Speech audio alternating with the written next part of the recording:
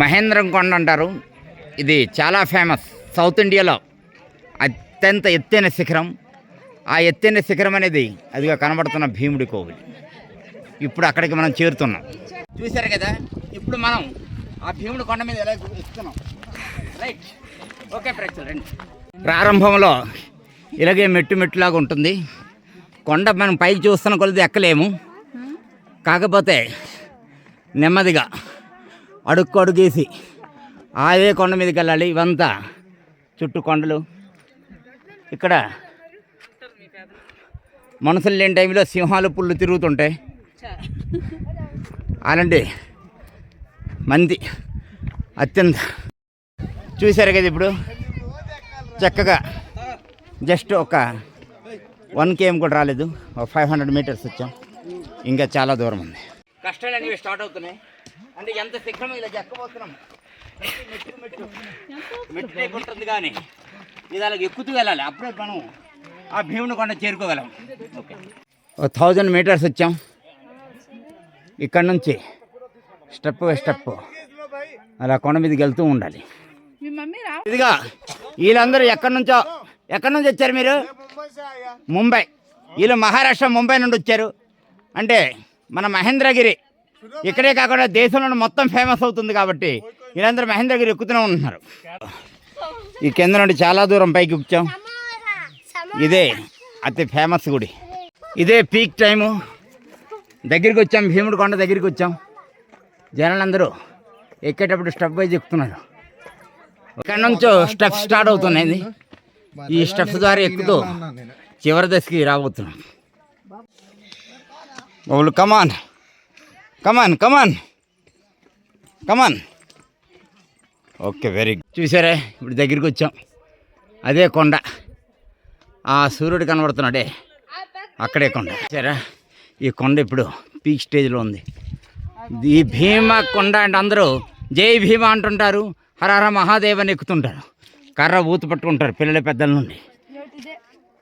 ఈ కొండని పైనుండి చూస్తే ఇలాగ చూసారా, మొత్తం ఎంత దిగువకు వచ్చాం. ఇలాగ వస్తూనే ఉంటాం. అందరూ ప్రతి పలుకు జై భీమ హర హర మహాదేవ. ఎక్కడి నుంచి మొదలయ్యామండి? చూసారా, కనబడుతుంది బ్రిడ్జ్లా కనబడుతుంది. చూసారా, అక్కడి నుంచి మొదలయ్యామని ఇక్కడ వరకు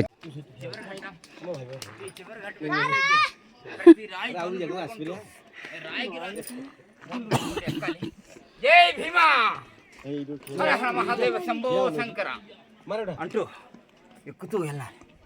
ఇది అసలు భీమకొండ దగ్గరికి వచ్చాం. రైట్, చివరి మధ్యలోకి చేరుకున్నాం మనం. ఇది అదే భీముడి కొండ. ఈ భీముడి గుడి. దీనికి రావడం ప్రతి మధ్యలో స్టెప్ వైజ్ మనం ఎక్కుతూ వచ్చాం. ఇదే అసలు భీముడు. ఇక్కడ చూసారా జనాలు ఎలాగా. ఇక్కడ చాలా చరిత్ర ఉంది భీముడి కొండకి. అప్పుడు పాండవులు వనవాసం చేసేటప్పుడు భీముడు ఒక్కడే 3 రాళ్లతో ఆ మందిరాన్ని నిర్మించాడు. దీన్ని ఒక సైడ్ నుండి వెళ్తారు జనాలు, మళ్ళీ రెండో సైడ్ నుండి రావడం దీని పాపనాశనంగా అందరూ తాలూకా నమ్మకం. ఇదే ఈ భీముడి కొండ. చూసారా, ఇది వెళ్ళే దారి. ఈ దారి నుండి వెళ్తారు. వెళ్ళిన తర్వాత దీని బ్యాక్ సైడ్ చూసారా, ఈ బ్యాక్ సైడ్ నుండి వస్తారు జనాలు. ఇదిగోటి, ఇది చిన్న దారి. దీని నుండి ఈ వే నుండి జనాలు అందరూ వస్తుంటారు. ఇలాగా ఎవరైతే వస్తారో వాళ్ళ పాపం నుండి విముక్తి అయ్యారని వీళ్ళ యొక్క నమ్మకం. చూసారా, ఈ భీముడి కొండ యొక్క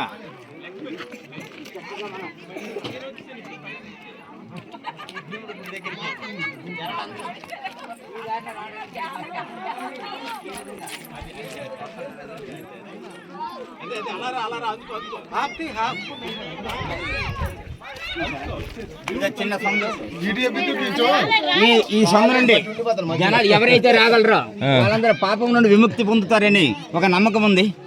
సో ఇటువంటి రావడానికి జనాలందరూ ట్రై చేస్తుంటారు. ఓకే, ఇది ఆనాడు భీముడి యొక్క తపస్సు స్థానం.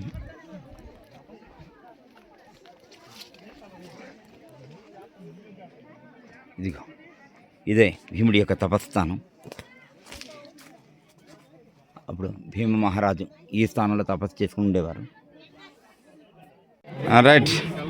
రెడీరా కమాన్ కమాన్ కమాన్ కమాన్ స్టెప్ వైజ్ రావాలి కమాన్ రైట్ ఒక పక్కలే అలా కాదు అలాగే ఈ పక్కే దీనికి అలా కాదు ఇంకా పూర్తి తిరగాలి అలా కాదు ఇంకా బెండ్ అవ్వాలి ఇంకా రైట్ ఓకే కమాన్ డాడీ కమాన్ ఇక్కడ చేపెట్టు రైట్ ఇంకా కాలు బయట పెట్టాలి right come on daddy very good కొద్ది దూరం రైట్ వెరీ గుడ్ కమాన్